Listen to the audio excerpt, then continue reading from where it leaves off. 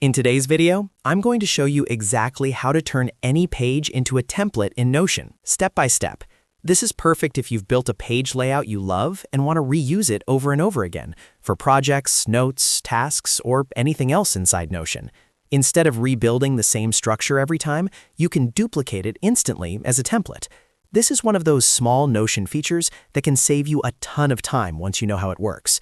If you find this helpful, make sure to hit the like button and subscribe for more simple Notion tutorials like this. All right, let's jump right in. First, open Notion and navigate to the page that you want to turn into a template.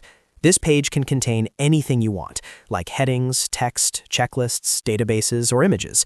Whatever is on this page will be copied exactly when someone duplicates it as a template, so make sure it's set up exactly the way you want before moving on.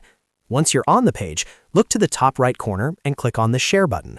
This opens the sharing and publishing options for the page. In the Share menu, you'll see an option to Publish. Go ahead and click on Publish. This makes the page public, which is required in order to turn it into a duplicatable template. When you click Publish, Notion may ask you to confirm or adjust a few settings. Simply confirm the Publish action so the page goes live. After the page is published, you'll notice that the page now behaves like a public Notion page. At the top of the page, there will be an option that says Duplicate. This is the key part that turns your page into a usable template. Click on Duplicate as Template. When you do this, Notion will ask where you want to duplicate the page.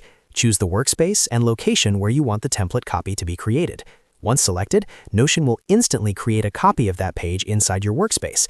This duplicated page is now your template in action, and you can repeat this process as many times as you want to create new pages with the exact same layout.